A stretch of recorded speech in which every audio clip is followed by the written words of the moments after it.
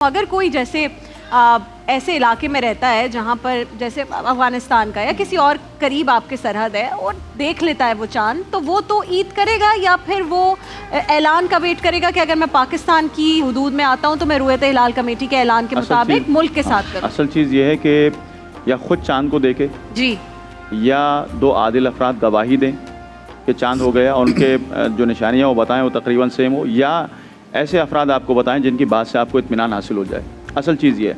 फिर जो आप ममालिक की बात कर रही हैं, मसलन अफ़गानिस्तान, सऊदी अरब, उफ़ुक़ का मसला आता है। बाज़ हमारे मराजीन हैं जो उफ़ुक़ के एतबार से हुक्म करते हैं। मुमकिन है कि मसलन पेशावर का उफ़ुक़ अलग होता है, मुझे डिटेल में मैं नहीं जाऊँगा इन चीज़ों की।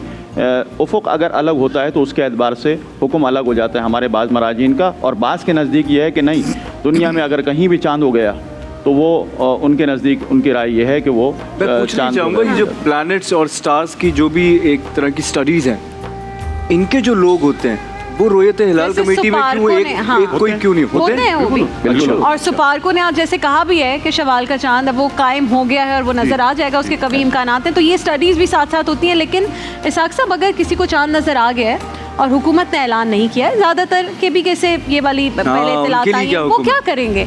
हमने तो देखा है वैसे सब तमाम जितने भी लोग हैं वो अपने नमाज़ों और उसके हिसाब से बेहतरीन काम करते हैं। लेकिन एक कहा जाता है ना भाई, वहाँ तो रोज़ा भी नहीं छोड़ते, नमाज नहीं छोड़ते, तो वो ये नहीं कर सकते कि वो जल्दी ईद करवा दें अनलेस उन्होंने देखा हो। हमारे यहाँ ये चीज़ एक ज़माने से, एक तवील अरसे से इख्तिलाफी रहा है और उस पर बड़े फड्डे होते रहे। लेकिन रुयत हिलाल का मसला शरीयत की रोशनी में बिल्कुल तयशुदा है। उसका पूरा एक मेकनिज़म बना हुआ है, सारे उसके ज़ाब्ते उसूल बने हुए हैं, उन्हीं की रोशनी में फ़ैसला होता है। अब ज़रूरी थोड़ी है कि हर शख्स ऐसा है कि जिसकी शहादत का एतबार होगा, यानी वो गवाही दे तो उसकी रोयत का, उसकी गवाही का एतबार कर लिया जाए। शरीयत में उसका भी एक निज़ाम है, यानी हर शख्स गवाही का अहल नहीं है। वैसे तो कितनी गवाहियाँ हों जिसको आप सीरियस ले आना चाहिए? कितनी गवाहियाँ हों, यानी अगर मतला साफ़ है, मतला साफ़ है, अबर आलूद नहीं है, तो भरपूर एक जमात उसकी गवाही दे तो एतबार है जी। अच्छा, हाँ, कभी ऐसा होता है ना कि आपको सियालकोट में चांद नज़र आ गया, आपको पेशावर में किसी जगह चांद नज़र आ गया, तो लोग मिलकर 300 गवाहियाँ हो गई। यानी देखें कि चांद नज़र आने के हवाले से कोई ऐसी रुकावट बीच में मौजूद नहीं है।